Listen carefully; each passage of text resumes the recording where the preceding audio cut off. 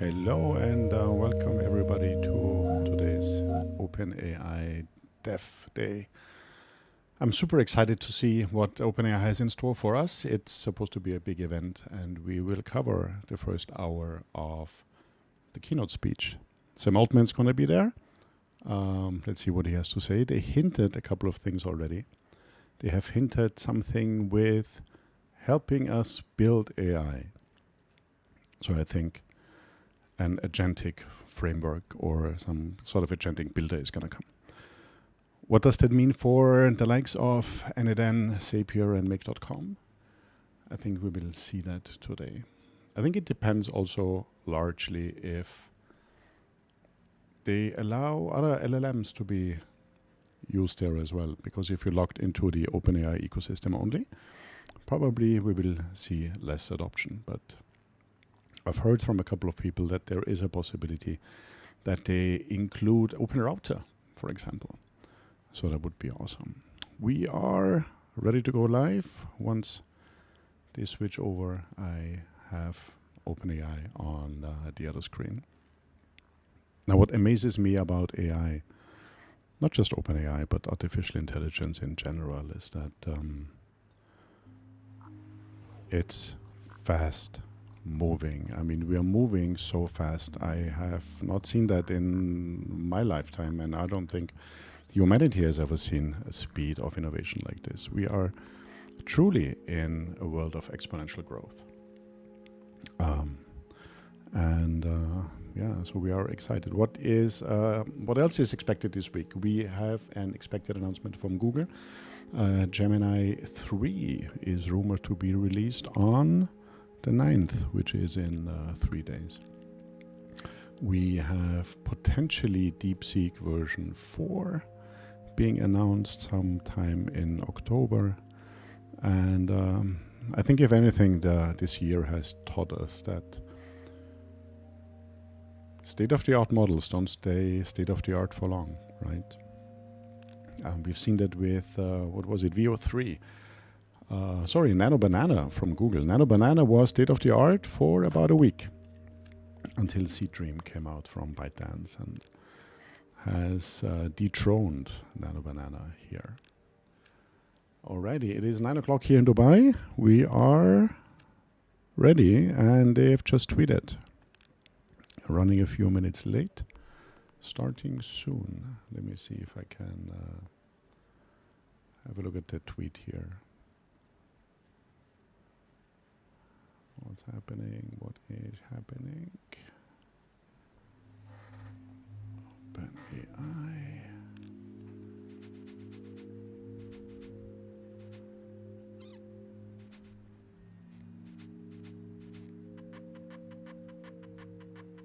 Yes, running a few minutes late, starting soon. Well, that gives us a little bit more time to have a chat. And I'm really trying to make those things more often. I mean, not probably a launch party. We're not going to have that soon. Maybe I'm going to make one on the 19th. On the 9th for Google. But I am almost done preparing to do my 3 times a week show about AI, maybe 4 times a week.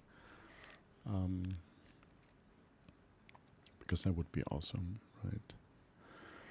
What else can we talk about today? I made a couple of posts, so maybe let's go through what I've posted here today. Does that work? No.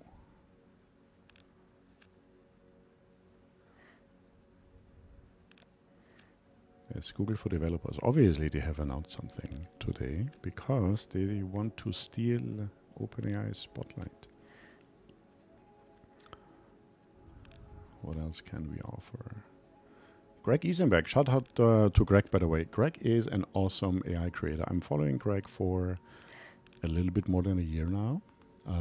He started doing a lot of automations. I think like almost everybody in the space, he came from, Zapier and Make.com and then transitioned into building an amazing company that is not only advising companies on how to implement AI, but also teaching. Talking about teaching, My online community is starting in about a week. I have seen with a lot of my consultancy that we need education. We need to educate people because there are sort of two polar opposites in the market right now. We either have someone who is not aware what is AI capable of, apart from sending a nice email or making a funny image, and then you have the other side that are completely overestimating what's possible. And there's a very small amount of people like in the middle who have a very good understanding on what's possible, also about the limitations and stuff.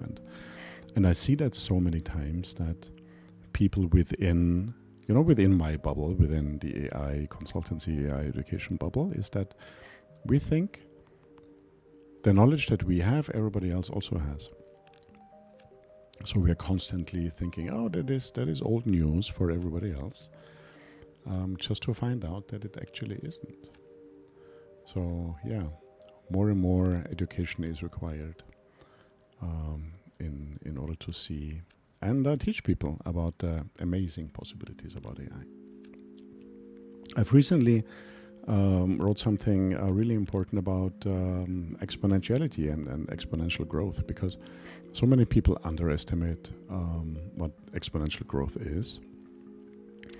And I think it's really important to sort of have some visual pictures of exponential growth. So maybe if Sam talks too long, I'm going to go into more exponential growth. But in the meantime, let me go back and have a look. What we're looking at here, still very funny animations. That's about it. So let's see, who has actually already access to Sora 2? I have access. I'm not living in the US. I still have access. Using a VPN for that one. But I have to say, it's so slow because everybody's trying to use it. And yeah, doesn't really do anything. But what's super annoying are the watermarks. Have you seen all those watermarks? They are all over the place, and they tweeted or X'd. What do you say now? They tweeted yesterday that they will make watermarks more visible, which was puzzling because I'm like, how can you make it even more visible? That is not something that is possible. Oh, by the way, here's one of my favorite creators, Nate. Here on the right, Nate. I think he churns out content 2 or 3 times a day. Really insightful videos on TikTok. And I've discovered that TikTok is actually an awesome platform for AI news. Twitter and TikTok. Funny enough. Those are my 2 sources. And AI is moving so fast that I had that already twice. That, I go to bed, I think, okay, here's something that I just discovered. I'm going to have a look at it tomorrow morning and try it out. And then I wake up and it is actually already obsolete because it was... there's something new that came out within 6-7 hours that I'm sleeping. So I totally have FOMO as well. So much happening in the space. If I'm in a meeting for a few hours, I know that I have missed something. That is absurd, right? Okay, let me look behind my screen here. We're still waiting for the announcement. Nothing's happening. I hope their servers didn't melt. They've announced a partnership with AMD today that they will get, 6 gigawatts of GPU power by the second half of 2026. And Sam Altman actually said that they are restricted in, which features they can put out. They are restricted by how many people they can onboard, by computing power at the moment. And that is very interesting. because we are moving so fast. Okay, let me have a look what's happening, apart from nothing is happening yet. Let's see, gonna switch to the YouTube channel.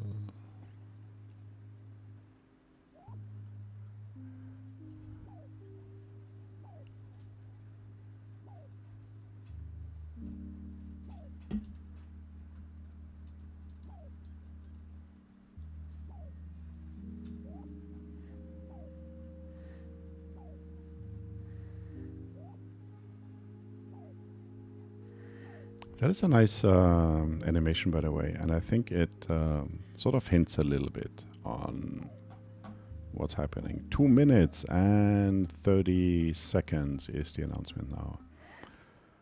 So let's see. Maybe Sam still needs to get all his notes together, compile a little bit, and yeah, take it from there. Now, there's another article that I posted today that is really, really important when we talk about AI safety, right? Is there even a way to safely deploy artificial intelligence, or at least artificial general intelligence? There's very different views here. Some people say you can't possibly ever develop safe AGI, which is interesting because everybody tries to develop it, right? But then what happens if we find out too late that we can't develop safe AI? Safe AGI. So there's one very interesting AI safety researcher that I heard of. He was on Diary of a CEO podcast about 2 weeks ago. And he said, look, his recommendation is to develop silo AIs. Like one AI that is very good at physics, one AI that is very good at math, one AI that is very good at something else, but don't have one AI that is good in everything. And I think that makes sense. Yeah, I have just realized I could also put my headphones on, then I would actually, like in my switcher, then I would actually be able to hear, and I don't need to live stream both. Okay, anyway, it doesn't matter. Does not really matter, because I can always turn that off.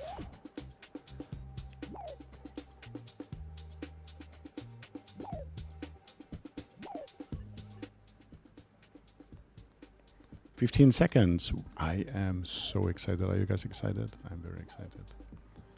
And I guess here we go.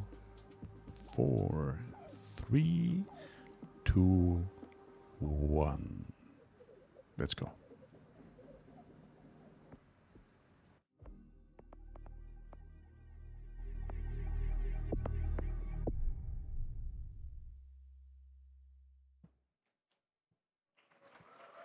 Thank you.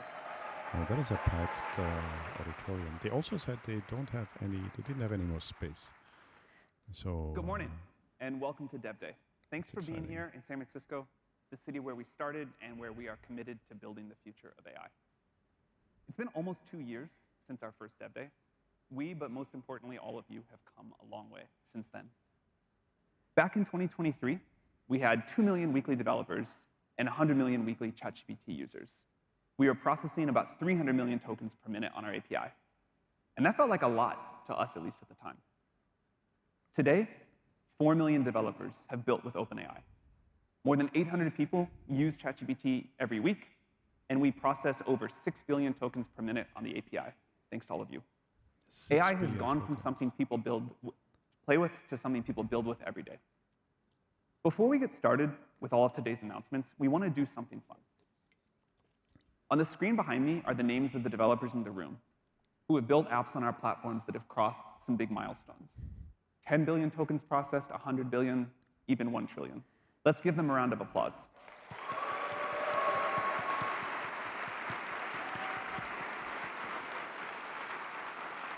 All right, next year I have to be there.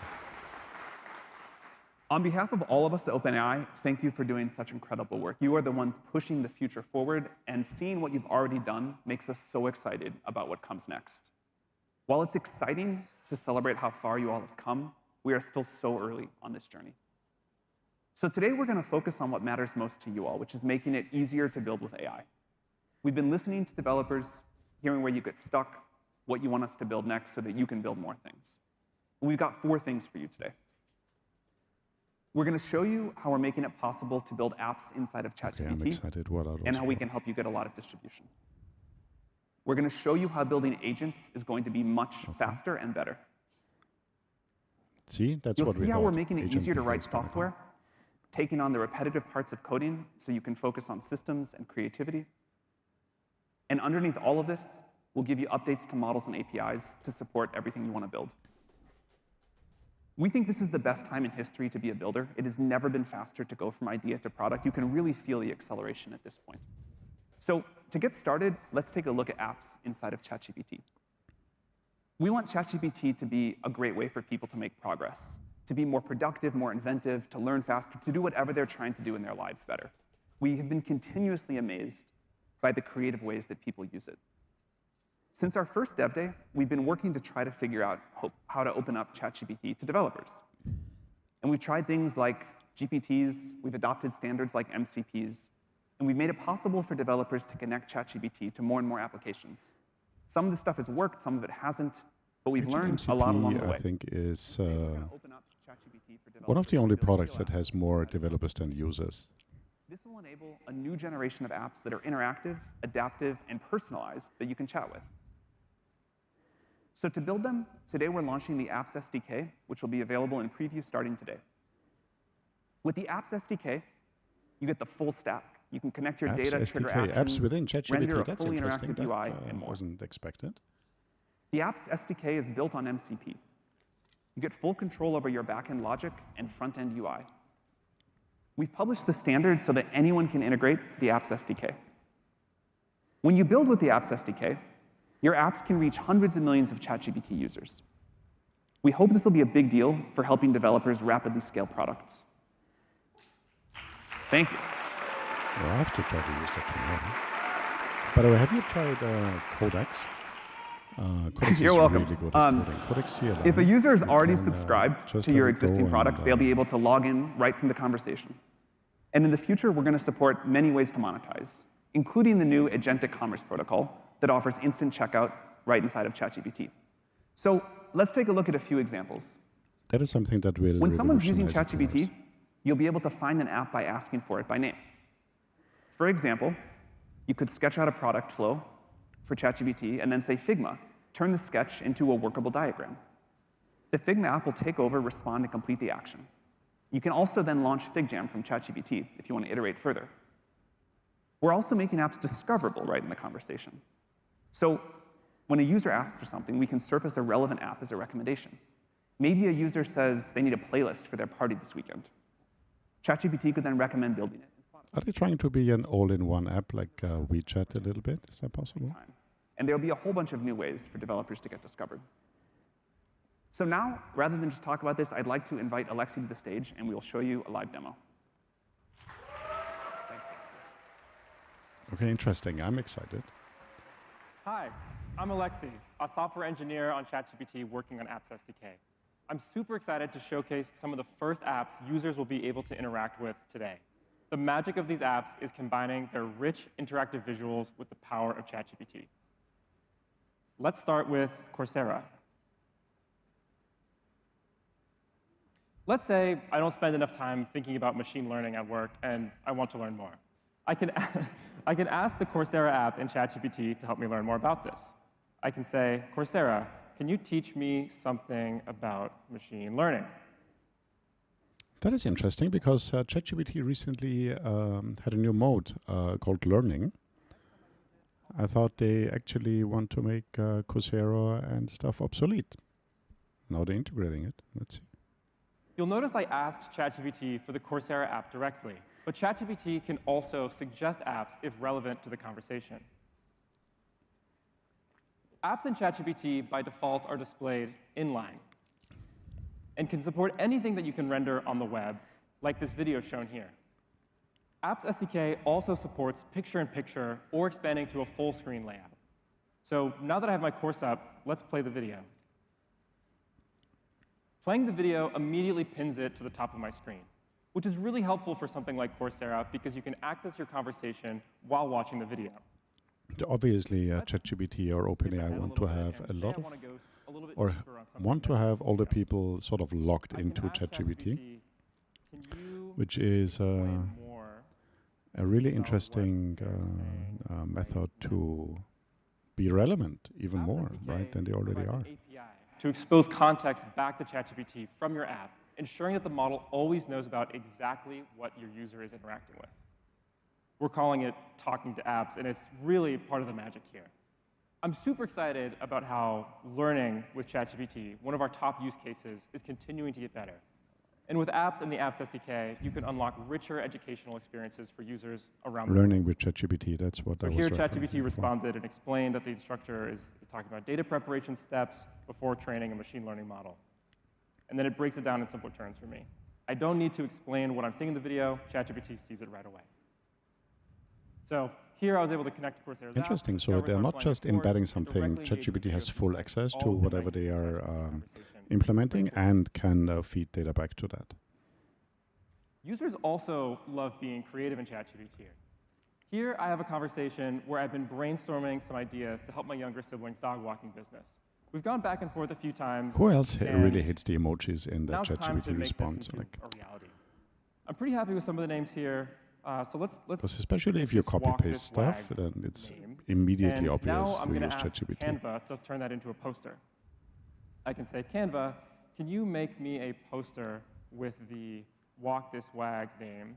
I want it to be colorful, whimsical, bright. Interesting how he just typed Canva and then it already immediately is highlighted.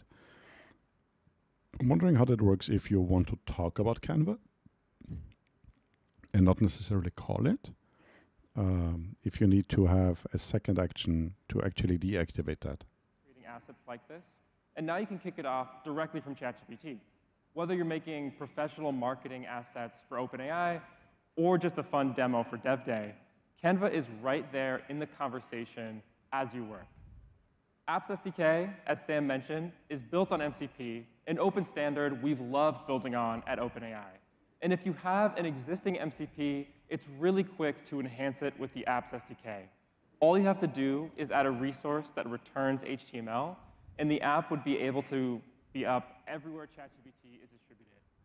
Maybe that's finally a use case for MCP. As I said, MCP is a nice idea. It doesn't really have adoption right now, except for with the developers.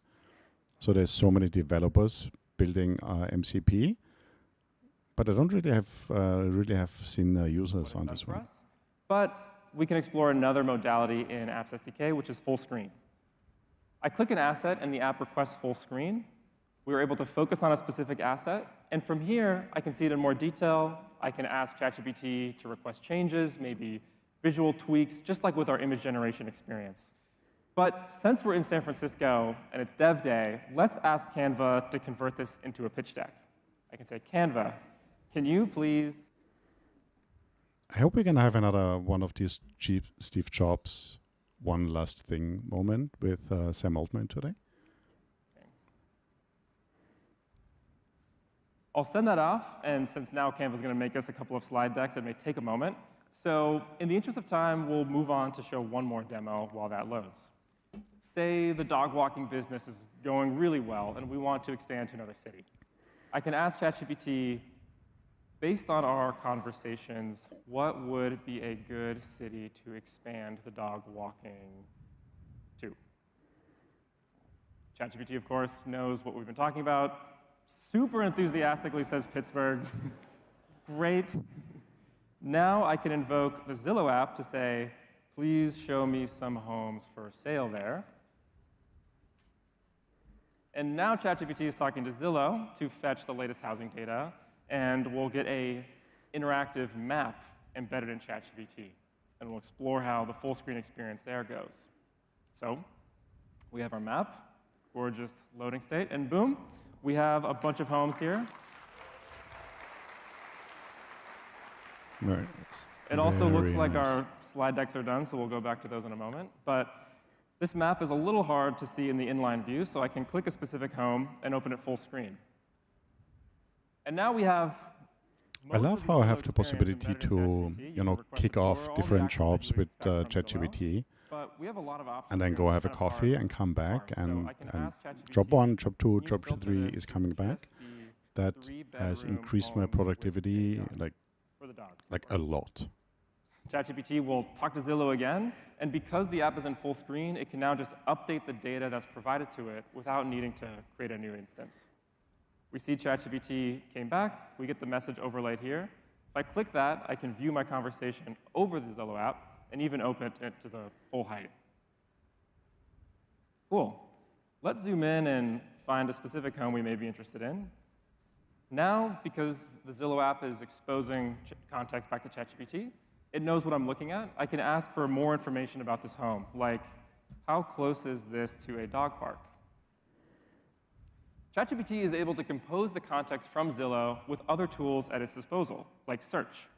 So it's able to give more information about this home. From here, You I see could more and more invoke other integration Zillow of tools, everything, maybe right? find out the affordability of it. You But have Zillow, you have it'll provide Canva, the best everything answer is every going time. into the ChatGPT app. this is a great example of how dynamic But I and would be experienced interested the in apps how that SDK looks can like on be. mobile, This actually. all started from an inline map, and now we're able to go back and forth between talking to the app, asking ChatGPT questions, or just using Because it looks really great on desktop, but back in on those slide not sure how much that works out on mobile, right? conversation. See, Canva has given us a few options here, like the look of this blue. So if we open that up, Maybe we are seeing a new trend, not mobile first anymore, but back to desktop. That would be cool. just like the posters, I could ask for follow-up edits, Okay, let and me when get I'm ready, my- I can open let me this get in my headphones. I Canva to think get the that, real slides out that is a and better idea. hopefully close the seed round.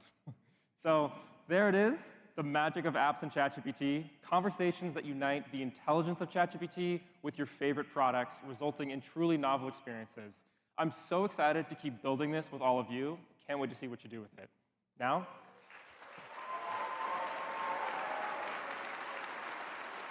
back to Sam for more on apps.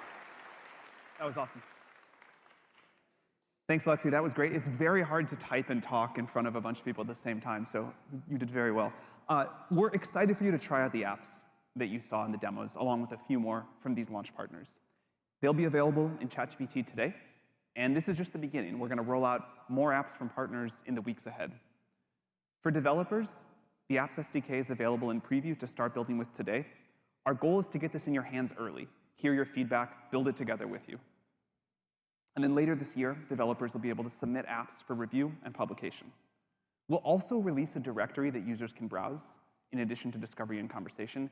Any apps that meet the standards provided in our developer guidelines will be eligible to be listed. Apps that meet higher standards for design and functionality will get featured more prominently, including in the directory and suggested as apps and conversations. We've published a draft of the developer guidelines along with the Apps SDK, so you'll know what to expect, and we'll share more in monetization from apps soon. We'd also love your feedback about what you'd want. This should be an exciting new chapter for developers and for ChatGPT users. So that was apps, and we hope everyone loves it. Thank you. If I turn my mic on, that also works much better. So what's next? Building So next we want agent. to That's talk what I'm about excited building about. agents and how we're going to make this simpler and more effective. AI has moved in the last couple of years from systems that you can ask anything to systems that you can ask to do anything for you. And we're starting to see this through agents, software that can take on tasks with context, tools, and trust. But for all the excitement around agents and all the potential, very few are actually making it into production and into major use. It's hard That to is know where very to true. start, what frameworks to use, and there's a lot of work. There's orchestration, eval loops, connecting tools, building a good UI. And each of these layers adds a lot of complexity before you know what's really going to work. Clearly, there's a ton of energy, and the opportunity is very real. So we've talked to thousands of teams, many of them in this room, who are building agents to reimagine how work gets done. And we've asked what we can do to make agents much easier to build. It still feels a Today, bit we're like gonna want something to help with that. The goal here is something for every builder that wants to go from idea to agent faster gluing and stuff easier. together with duct tape. So we're excited to introduce a new thing called AgentKit.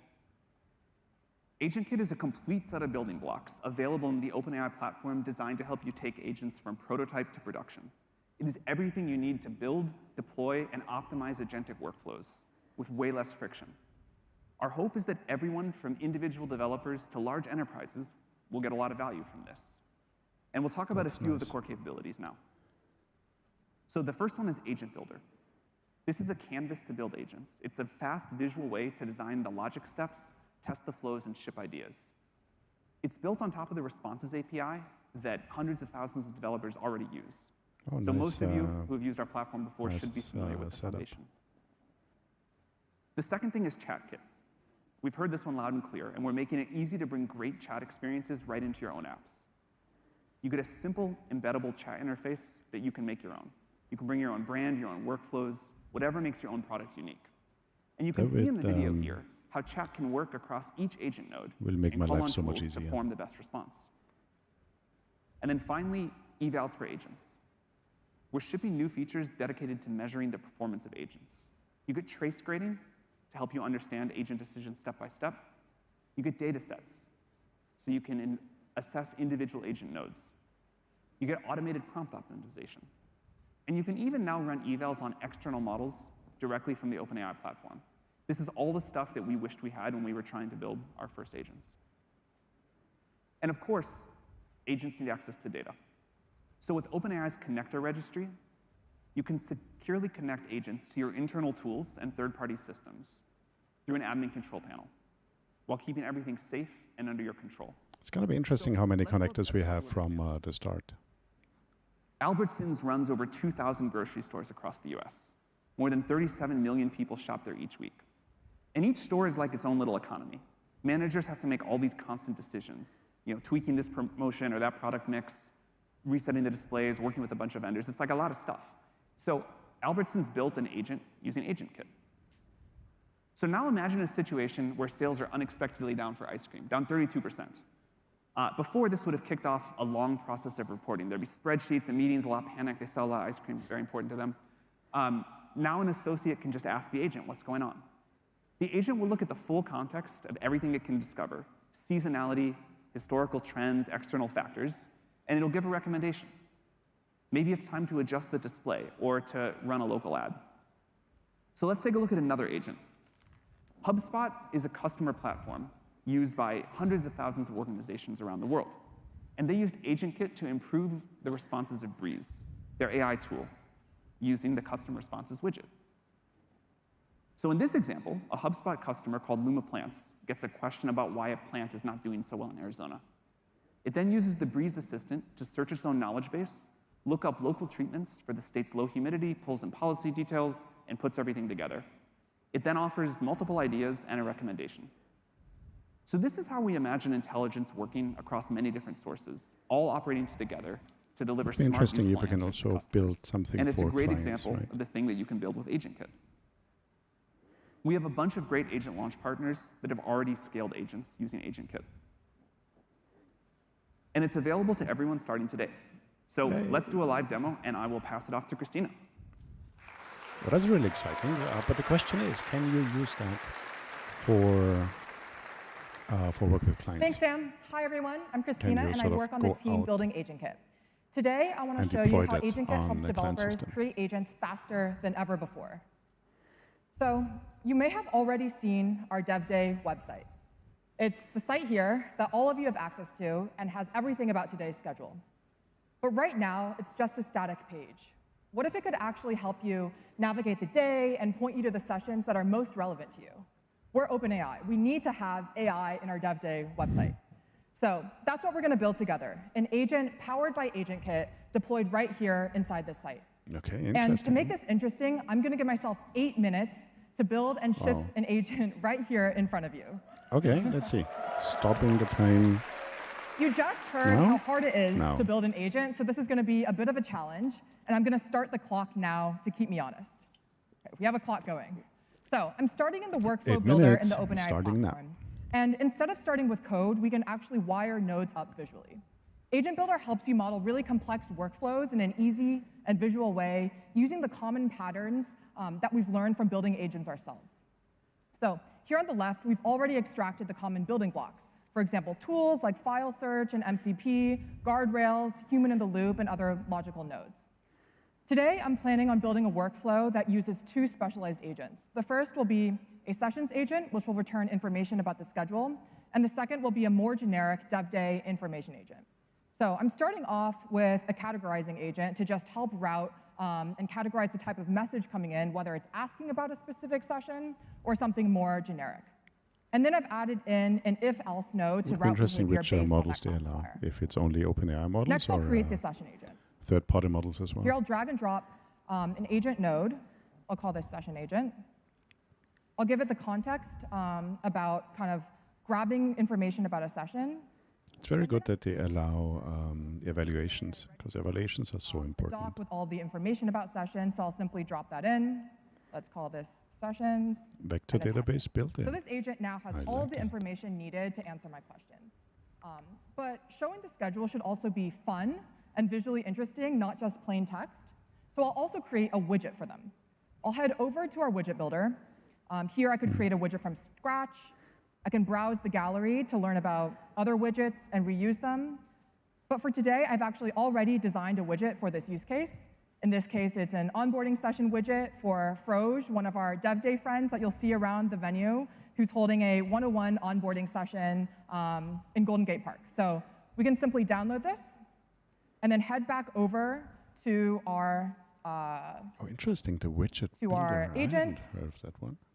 and just attach it in as, I don't think I clicked download. So let me go back and actually click the button, Oh, that's gonna download. cut into your time, right? There we go. Great. So head over and attach it as an output format for the sessions agent that we just created. Drop that in. We can preview it to make sure we Interesting, added they're in the right using, widget, GPT and everything looks 4.1 ready to go. So as this a model, session right? agent is now Not, done. GPT-5. Next, I'll create the general dev day agent. I mean, you don't So always once have again, to I'll use the drag in newest an model, agent node. right? Let's call this the dev day agent. We'll once again give it some context about what it's doing, and then we'll also make it speak in the style of Froj just to make it really on brand with the day. We'll add in a file once again, so we have a file with all of the information about the day. Call this dev day. Attach it. This agent is ready to go as well, and we'll attach that here. Now, it looks like I have a couple more minutes, so let's add in some additional security with one of the pre-built guardrails. So one of the most important things when building agents is being able to trust them, and guardrails help you have that confidence, protecting against hallucinations, adding moderation, blocking PII. In this case, we already have a couple pre-built guardrails. I'll turn one on for a PII, and then I'll just include name as well so I can easily verify its behavior. I'll attach this in to the beginning of the workflow to make sure Froj is really protected against PII, and then I'll add in an additional PII, agent personal to handle identifiable cases information. when this information is passed in. So again, I'll make it speak in the style of Froj to stay consistent, and I'll remind it that it cannot help with questions that contain sensitive information and remove kind of the context. Great, so I think this workflow is ready to go. I can also configure the output to determine what shows up to the end user. In this case, I can also turn off file search sources if that is kind of more internal. And I think that's it. Let's test it out. I can preview this directly from our agent builder. So here I can ask, what session to attend to learn about building agents? And I can see this message moving its way through that workflow we just created, checking guardrail, categorizing intent, pulling information from the file of sessions that I just added in, finding the right session, using the widget that I added, and determining, orchestrating agents how we at can scale at 11:15 with James and Rohan is like the best invoke that, session for me to right? go If to learn they more about have this. webhooks, so And we then I can call see a that couple externally. ribbits because this is actually Froj talking to me and ribbiting at me. So, Or okay, if I you think need to this host that agent looks yourself. good. Need to watch the time. So we just built a few specialized agents using tools. We added in guardrails. We customized them using some widgets. And then we also tested out the workflow in preview. The one thing Very we nice. haven't yet done is a full set of evals. And we can also do that directly from the agent builder to make sure that everything behaves exactly as expected before going live. But right now, I've got a giant clock chasing me, and dev day is waiting, so let's publish this. Oh, that's going to be interesting here. now. How do Let's we call publish? This Ask Froge, hit publish. And I now have a fully deployed, also published agent in production with a workflow ID that I can use to run ID. directly. Ah, okay. Got it, got it. I have a workflow ID, and I call the workflow ID through the OpenAI on the right, we also have code Okay, export in that makes case I want to sense. run this in my own environment, in my own servers. But you can see this is quite a bit of code to write. And so I'm just going to stick with using the workflow ID that we just created and then head over to my site. So here in my dev day site, I'm first going to create a chat kit session using the workflow that we just created. I'll simply drop in that workflow ID. I'll add in the chat kit React component using that client secret that we just created in our own server, and then adding in visual customization as well to, again, make this really Froge themed. In this case, it's going to be called Ask Froge. It's going to continue to ribbit in the placeholder, and it'll have some Froge-specific colors. Would be interesting what the pricing is. I'll add this Froge chat in a bottom sheet, so it'll come up from the bottom of the page. And then finally, I'll add in a link to Ask Froge at the top of the site so that it's really front and center on our website. So let's go back to our site. There it is, Ask Froge, top of the site. Very Let's nice. try And it because out. it's based on the what OpenAI agent kit, I think we should be able to connect any OpenAI compatible API. And again, this is running through that exact same workflow we just created, checking for guardrails, categorizing the message, pulling from That makes it tools so from much file easier to search, build stuff, to using the build widget agents. that we designed, and then again deciding Another thing orchestrating I have to try scale tomorrow. is the right session for me to go to, and continuing to ribbit in the style of Froge. So, okay, great, we've done it. Awesome, with about a minute left, you did that in 7 minutes. That is impressive. The agent It's a small is agent, ready. but still. We can stop the clock. The agent is ready with That is 49 impressive. seconds to spare. Well done. And I can keep iterating on this agent directly in the visual builder and also deploy these changes directly to my site without making any code changes at all. This includes adding new tools, adding new widgets for other use cases, adding new guardrails, and I can even wire it up to client-side tools to take actions directly in my website. So in just a few minutes, we've designed an agent workflow visually. We added in some tools and widgets. We previewed it. We deployed it. We tested it. cool. And now you all can use it. This is actually live now in your dev day Yay. site. You can tap check your on that, badge, and you should be able to see it and use it and find the sessions that are best for you. So Playground. we're looking forward to using it and meeting Froge, and also seeing all of the new experiences that you'll now be able to build using AgentKit. Thanks, and back to Sam. Not yet. Don't lie to me. It's not yet there.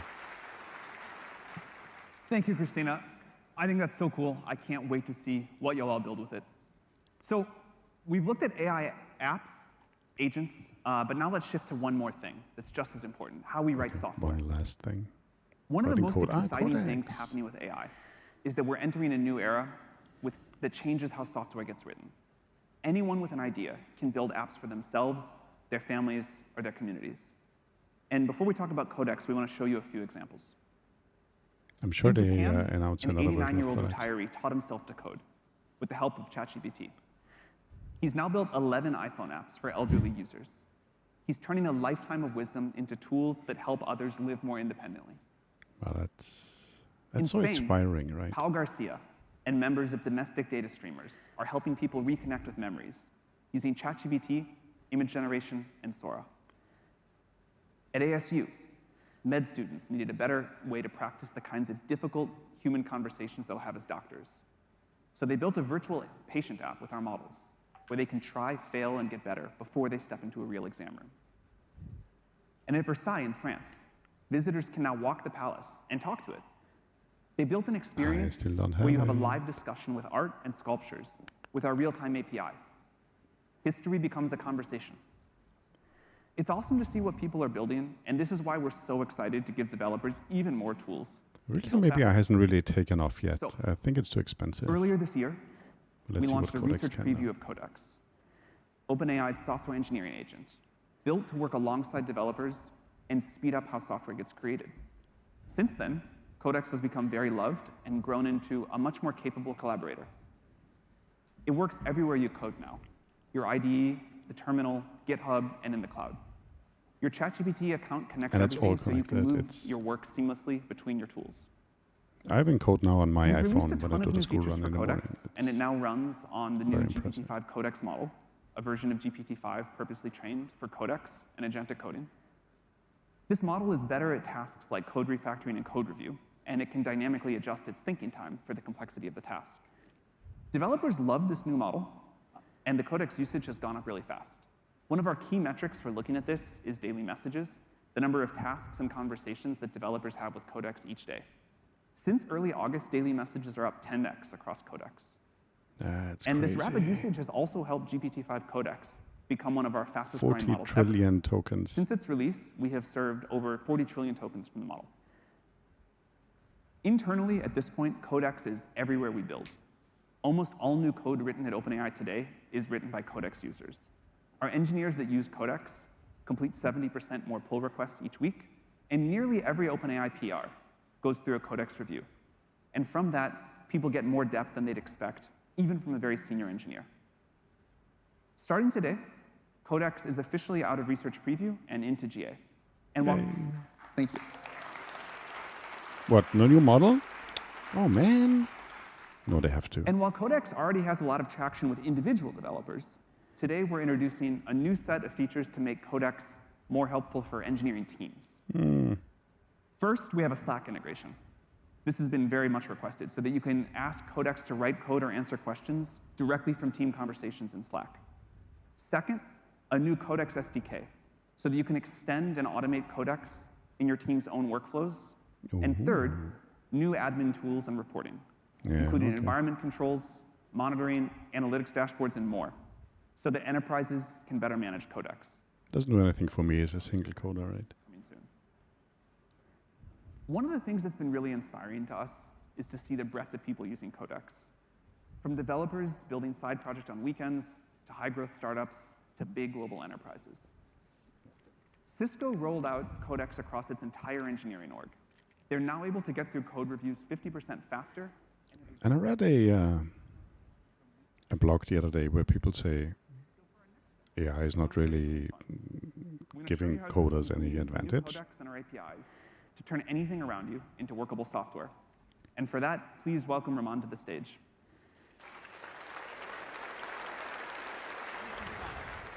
Good morning, everyone. Last year, we built an iPhone app from scratch, and we even programmed a mini drone live on stage using O1, our first. That was reasoning model. impressive. It was kind of vibe coding before we even had a name for it, frankly. But the progress since has been incredible. Codex is now a teammate that understands your context, it works alongside you, and it can reliably take on work for your team. And we thought about how do we best show What are you gonna all of show the cool today? things that Codex can now do. We had a lot of ideas. But one that we kind of kept coming back to is, what about building something that we could all experience and see together here in this room right now? So that's our challenge. If you look up here, some of you might notice a camera that's mounting above the stage. And I thought maybe we could start there. And so earlier,